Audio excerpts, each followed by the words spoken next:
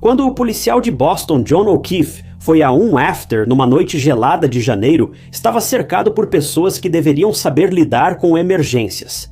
Outros policiais, amigos, pessoas ligadas à aplicação da lei. Mas pela manhã, John não estava dentro daquela casa. Ele estava do lado de fora, deitado na neve. E quase imediatamente, a suspeita recaiu sobre sua namorada, Karen Reed, a mesma que o deixou lá horas antes. A polícia disse que ela o atropelou com seu SUV e depois o deixou para morrer. Mas a versão de Karen era bem diferente.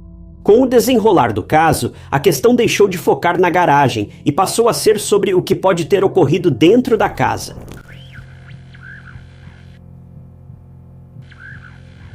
O homem no centro desse caso era o policial de Boston, John J. O'Keefe III. Para a família e amigos, ele era J. Joe ou Johnny, um morador de Braintree, Massachusetts, que dedicou sua vida adulta à polícia, família e responsabilidade. John se formou na Braintree High School e depois fez mestrado em Justiça Criminal na Universidade de Massachusetts. E em janeiro de 2022, ele já tinha passado quase 16 anos no Departamento de Polícia de Boston. O que mais revela quem John é não tem relação com o distintivo. Anos antes, uma tragédia ocorreu em sua família quando sua irmã e cunhado faleceram de forma inesperada. Quando isso ocorreu, John assumiu a responsabilidade como poucos realmente fazem. Ele adotou sua sobrinha e seu sobrinho. A partir daquele momento, ele não era apenas o tio deles, ele se tornou a pessoa que os criava, protegia e tentava dar a eles algum tipo de estabilidade depois de já terem perdido tanto. Por tudo o que dizem, John era o tipo de homem em quem as pessoas confiavam. Ele era amigável, confiável e leal. Ele não era alguém que estava sempre buscando atenção ou causando confusão. Ele parecia levar uma vida bastante tranquila em Canton, Massachusetts, trabalhando, passando tempo com a família e esperando cuidar das crianças que ele havia escolhido criar como se fossem suas. E então surgiu Karen Reed. Karen cresceu em Massachusetts e Virgínia e seguiu o pai na carreira financeira. Ela era analista financeira na Fidelity Investments e morava em Mansfield, Massachusetts. Karen e John já tinham uma história antes desse caso. Eles se conheceram em 2004 e namoraram por um tempo. Mas depois, o relacionamento acabou e eles perderam contato. No meio de 2020, eles se reconectaram pelo Facebook. Inicialmente, parecia uma rara segunda chance que surge uma vez na vida. Duas pessoas do passado se reencontram anos depois. Mas menos de 2 anos depois de terem reatado, essa segunda chance levaria os dois até o número 34 da rua Fairview. E na manhã seguinte, John estaria morto e Karen se tornaria a mulher acusada de matá-lo. Mas casos como este raramente são o que parecem. À primeira vista, este caso parecia uma história simples de que a namorada fez isso. Mas isso estaria tão incrivelmente longe da verdade.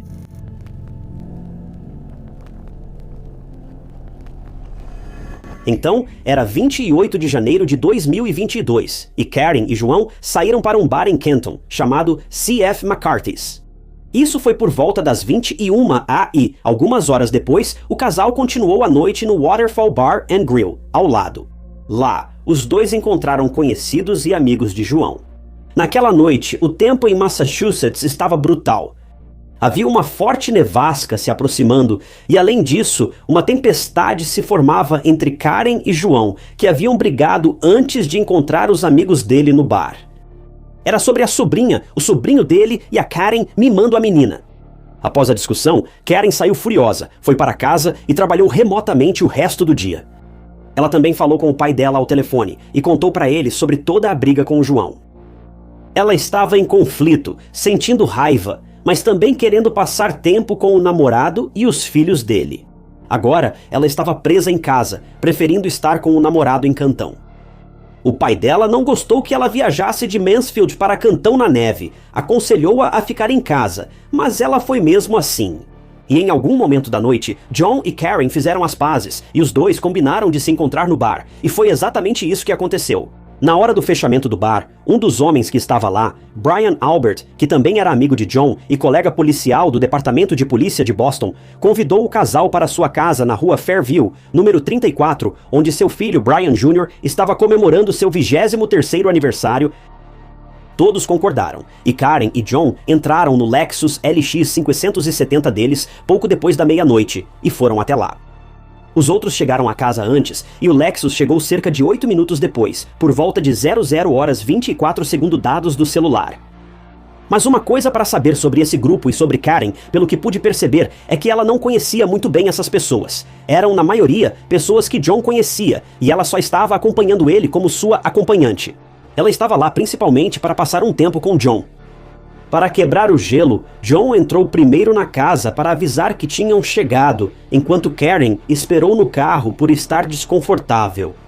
John deveria voltar para buscá-la e entrarem juntos na casa. Mas Karen esperou, e segundos se transformaram em minutos, e depois de 4 a 5 minutos, ela ficou inquieta. John ainda não voltou para buscá-la, nem sinalizou para ela ir. E isso estava ficando realmente estranho. Quero dizer, a porta da frente estava a poucos metros de distância. Karen continuou esperando no carro, como tinha dito que faria, mas John simplesmente não voltou. A atividade do telefone mostrou que ele deu 36 passos por volta das 12h32 da manhã. Depois disso, o telefone ficou inativo até após as 6 horas da manhã seguinte. Então, lá estava Karen esperando no carro frio por um homem que nunca apareceu. Então, compreensivelmente, ela se cansou de esperar. Ela presumiu que João tinha ou esquecido dela ou estava tentando fazer algum tipo de jogada estranha de poder e simplesmente foi embora e voltou para a casa dele. Ela já não estava muito animada para sair em primeiro lugar, e agora, por onde olhava, a nevasca só piorava cada vez mais. Ela deixou João, foi para casa e os registros telefônicos confirmaram tudo. Ao chegar em casa, ela continuou tentando ligar para ele. Mas ele nunca atendeu. Ela deixou várias mensagens de voz irritadas, mas o que mais poderia fazer? A essa altura, curiosamente, ela havia convencido a si mesma de que João estava traindo ela com outra mulher na casa do Brian. Sei que pode parecer fora de contexto, mas ela já suspeitava antes que o João poderia estar sendo infiel. Mas você tem que admitir, trair sua esposa enquanto ela está a poucos metros da porta da frente esperando por você no carro, isso seria uma atitude ousada. Mas de qualquer forma, foi isso que ela passou a pensar. Bem, as horas passaram e agora eram cerca de 4h38 da manhã. Karen, que adormeceu, acordou e ligou para João de novo. Porém, como antes, ele não atendeu. Nesse momento, ela entrou em pânico e ligou para Jennifer McCabe, amiga deles, perguntando sobre ele. Veja, Jennifer também esteve na casa naquela noite, mas, de acordo com ela, nunca viu João lá. Era estranho, já que Karen viu ele entrar pela porta da frente. Outras testemunhas da festa na casa do Brian disseram ter visto Karen sozinha no carro quando João supostamente estava lá. Bem, depois de ouvir isso, Karen já tinha aguentado o suficiente. Ela decidiu que voltaria para a casa do Brian para descobrir de uma vez por todas o que estava acontecendo. Ela pegou as chaves, entrou no carro e foi rápido até a casa. Ao dar ré na garagem, ela quebrou a lanterna traseira de um carro do John, tudo registrado por uma câmera Ring. Bem, 1 hora depois, às 6 da manhã, Karen, Jennifer e outra amiga do John, Carrie Roberts, chegaram à casa do Brian. Mas assim que chegaram lá, perceberam algo no gramado da frente. Havia um grande volume próximo ao mastro de bandeira. O volume estava coberto de neve, mas quando eles a afastaram para ver o que havia embaixo, encontraram João deitado no frio.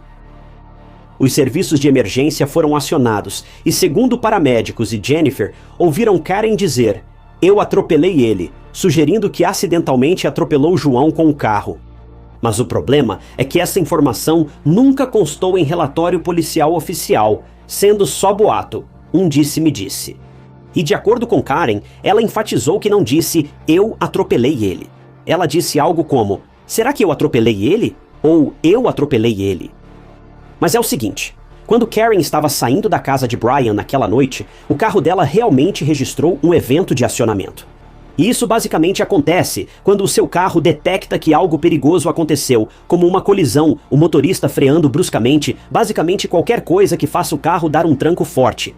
Na verdade, esse evento de disparo poderia ter sido qualquer coisa. Estava nevando muito forte e Karen admitiu que tinha bebido, assim como todo mundo na casa naquela noite, e talvez ela possa ter freado um pouco forte sem querer ao sair da garagem do Brian. Então, embora isso inicialmente pareça uma prova definitiva de que ela provavelmente atropelou o João com o carro e o deixou lá no frio com um ferimento na cabeça, na verdade não é prova de nada. Um simples buraco na estrada pode causar isso, e acontece sempre. Mas ninguém acreditou nisso na época. Afinal, havia danos na lanterna traseira da Karen. Ela estava bêbada, estava com raiva e, aos olhos da polícia, só fazia sentido que ela tivesse decidido ali mesmo que estava cansada do João. Então, ela o atropelou com o carro. Somando as outras crenças dela sobre possível infidelidade dele, tudo faz sentido. Mas só guarde tudo isso na cabeça para depois. A gente vai voltar a esse assunto. Porque, a essa altura, os socorristas já tinham chegado e João, tragicamente, não pôde ser salvo. Depois de encontrarem o corpo dele, os socorristas perceberam que ele tinha um ferimento muito grave na cabeça e os braços dele também estavam cobertos de arranhões muito estranhos. Toda a cena parecia simplesmente estranha. Karen também estava muito abalada, tanto ao fundo da ligação quanto diante de todos que o procuravam. Restava muita coisa para a polícia analisar. Mas daqui em diante só pioraria.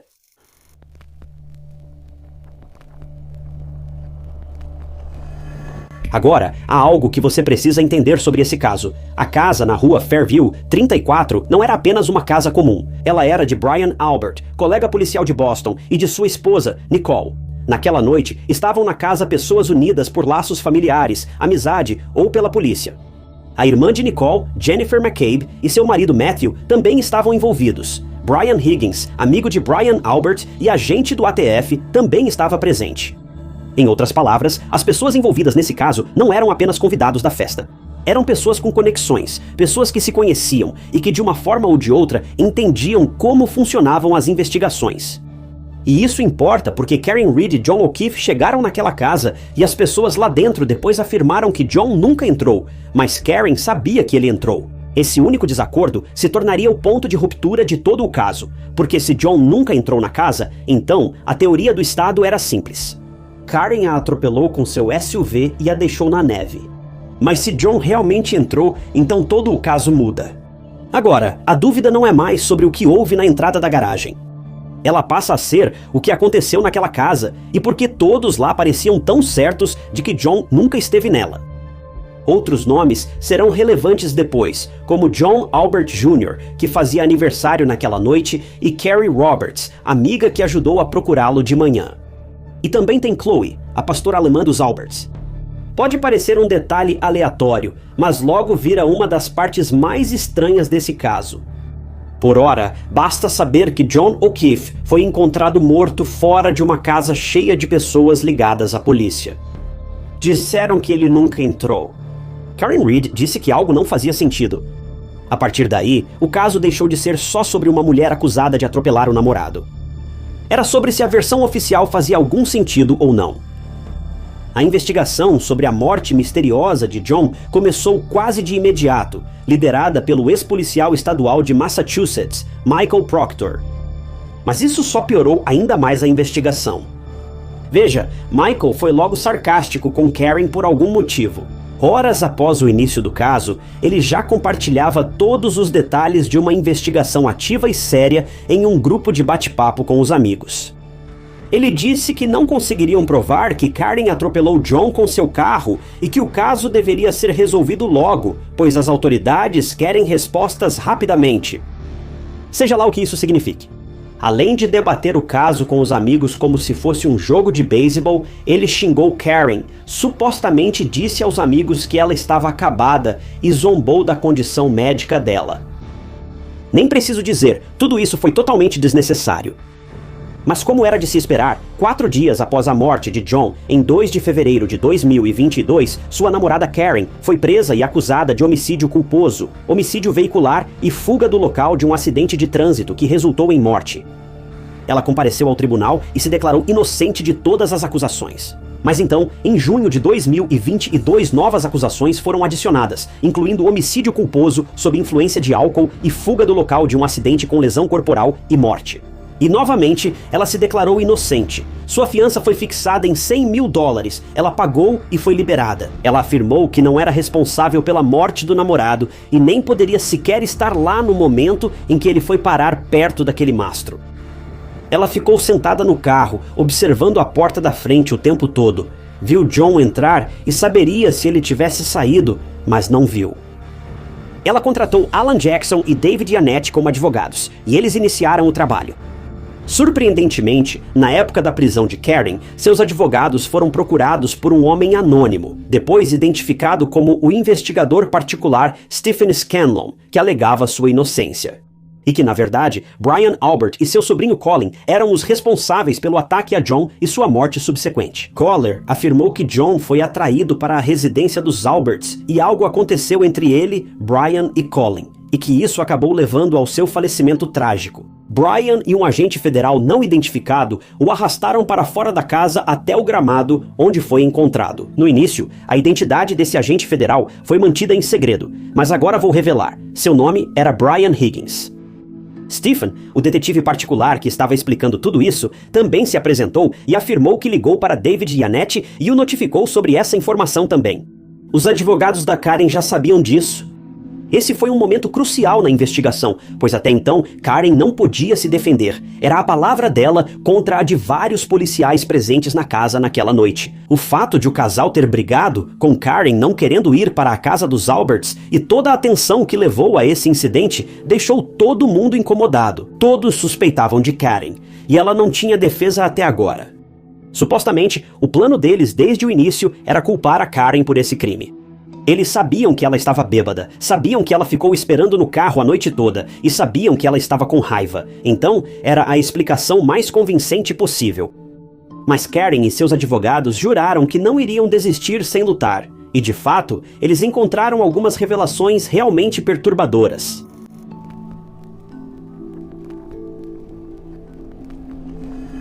Nesse momento, a única coisa que o Estado tinha a seu favor era a lanterna traseira quebrada de Karen.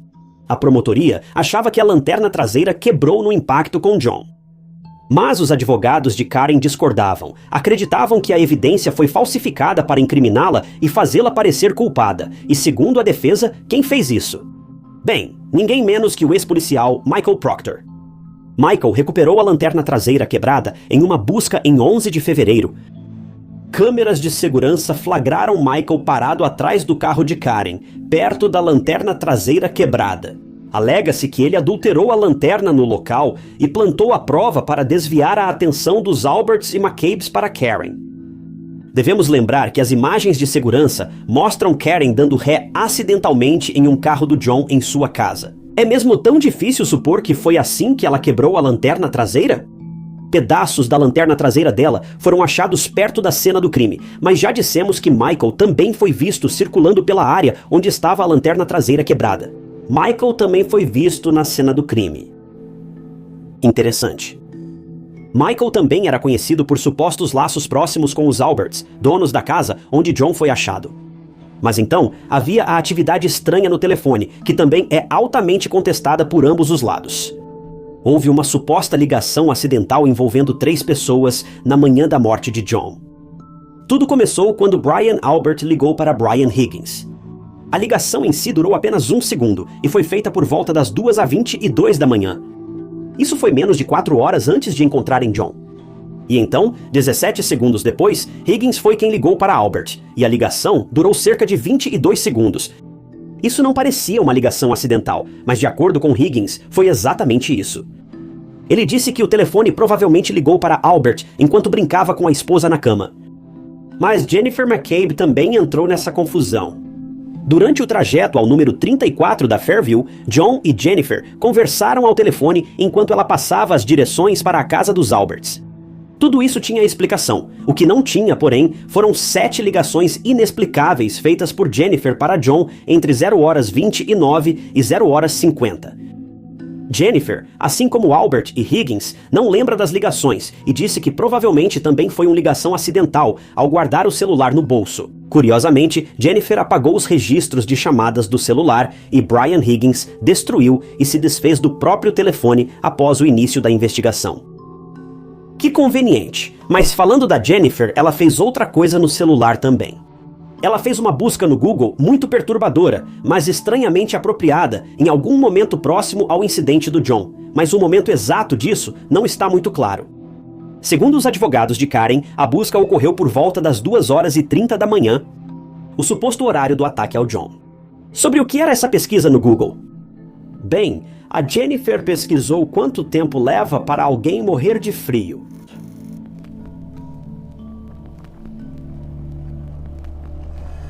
O primeiro julgamento contra a Karen foi realizado em 24 de abril de 24. O Estado destacou a lanterna traseira quebrada e várias evidências que, segundo eles, eram compatíveis com Karen ter atingido John com o carro. Problemas no relacionamento, questões de fidelidade e mensagens de teor supostamente flertante trocadas entre Karen e Brian Higgins. A defesa baseou-se na teoria de encobrimento. Afirmaram que Karen foi injustamente acusada pelo ataque a John, sendo na verdade os Alberts e os presentes na casa os responsáveis pelo ataque e morte de John. Plantaram provas, inventaram histórias e usaram sua influência para pôr toda a culpa na Karen. A defesa argumentou que a condução da investigação, o maltratamento dado a Karen pela polícia, principalmente por Michael Proctor, e os ferimentos do John, compatíveis com colisão de carro, eram fatores relevantes. Porém, em 1º de julho, o julgamento foi anulado porque o júri não chegou a uma decisão unânime sobre as acusações e a condenação de Karen. Porém, um segundo julgamento ocorreu em abril do ano seguinte. Desta vez, a defesa tinha mais evidências a favor da Karen, os ferimentos do John. E é aqui que a Chloe, a pastora alemã, entra na história.